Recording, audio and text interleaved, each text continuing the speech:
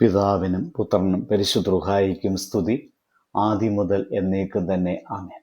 ഇന്ന് ഏപ്രിൽ 22 ബുധൻ. പുറപ്പാട് പുസ്തകം 23-ാം അധ്യായം 25-ാമത്തെ വാക്യം. നിങ്ങളുടെ ദൈവമായ യഹോവയെ തന്നെ സേവിപ്പിൻ, എന്നാൽ അവൻ നിന്റെ അപ്പത്തെയും വെള്ളത്തെയും അനുഗ്രഹിക്കും.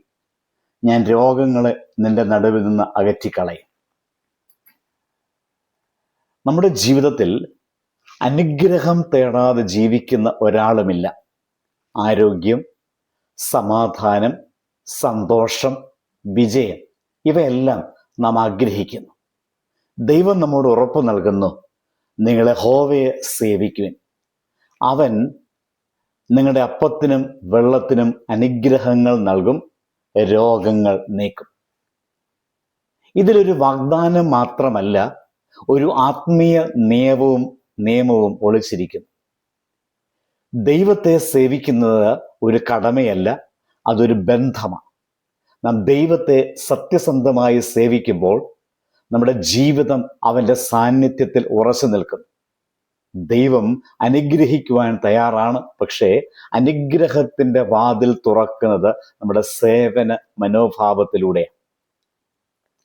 നാം ദൈവത്തെ നമ്മുടെ ജീവിതത്തിൻ്റെ മുൻപിൽ വയ്ക്കുമ്പോൾ അവൻ നമ്മുടെ ജീവിതത്തിലെ ഓരോ ചെറിയ കാര്യങ്ങളിലും ഇടപെടുന്നതിന് നമുക്കൊരു ബോധ്യമുണ്ടാകണം. ദൈവത്തെ സേവിക്കുന്നവൻ ദൈവത്തോടൊപ്പം നടക്കുന്നു. അതായത് സേവനം ഒരു പ്രവൃത്തി മാത്രമല്ല, അത് ദൈവ സാന്നിധ്യത്തിൽ ജീവിക്കുന്ന ഒരു ജീവിത ശൈലിയും കൂടെയാണ്. നാം ദൈവത്തെ ആദരിക്കുമ്പോൾ ദൈവം നമ്മുടെ ജീവിതത്തെ ആദരിക്കും. അതുകൊണ്ട് നമുക്ക് ഓർക്കാം, ദൈവത്തെ ജീവിതത്തിൻ്റെ മുൻപിൽ വെക്കുക, അനുഗ്രഹം പിന്നിൽ നടക്കും. ഒരു ചെറിയ കഥ സൂചിപ്പിക്കട്ടെ. ഒരു കർഷകൻ തൻ്റെ വിളവിൻ്റെ ആദ്യ ഭാഗം എപ്പോഴും ദൈവത്തിനായി മാറ്റിവെക്കുക പതിവായിരുന്നു. അവൻ സമ്പന്നനല്ലായിരുന്നു, പക്ഷേ അവൻ്റെ വയൽ എല്ലായ്പ്പോഴും നല്ല വിളവ് നൽകിയിരുന്നു.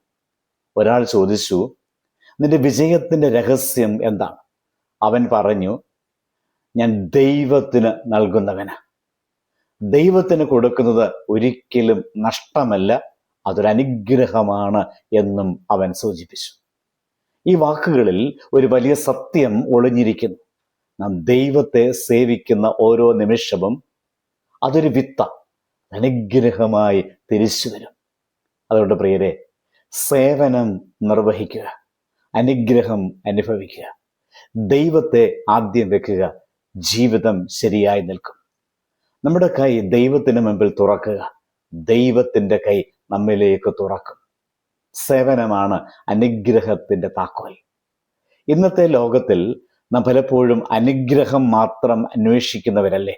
പക്ഷേ ദൈവം നമ്മോട് പറയുന്ന വളരെ ലളിതമാണ്, എന്നെ സേവിക്കൂ. അപ്പോൾ ജീവിതത്തിലെ കുറവുകളെ അവൻ നിറയ്ക്കും, രോഗങ്ങളെ നീക്കും, സമാധാനം നമുക്ക് നൽകും. അതുകൊണ്ട് ഇന്ന് നമുക്കൊരു തീരുമാനമെടുക്കാം, ഞാൻ ദൈവത്തെ സേവിക്കുന്ന ജീവിതം നയിക്കും. അപ്പോൾ ദൈവത്തിൻ്റെ അനുഗ്രഹം ജീവിതത്തിൽ ഒഴുകിയെത്തും. പ്രാർത്ഥിക്കാം. പ്രിയ ദൈവമേ, നിന്നെ സേവിക്കുന്ന ഹൃദയം ഞങ്ങൾക്ക് തരണമേ. ജീവിതത്തിൽ നിന്നെ ആദ്യം വയ്ക്കുവാൻ ഞങ്ങളെ സഹായിക്കണമേ. ഞങ്ങളെ അനുഗ്രഹിക്കണമേ. രോഗങ്ങളും ദുഃഖങ്ങളും നീക്കണമേ. ഞങ്ങളുടെ ജീവിതം നിന്റെ മഹത്വത്തിന് വേണ്ടി ഉപയോഗിക്കപ്പെടുവാൻ അനുവദിക്കണമേ. ആമേൻ. ദൈവം അനുഗ്രഹിക്കട്ടെ.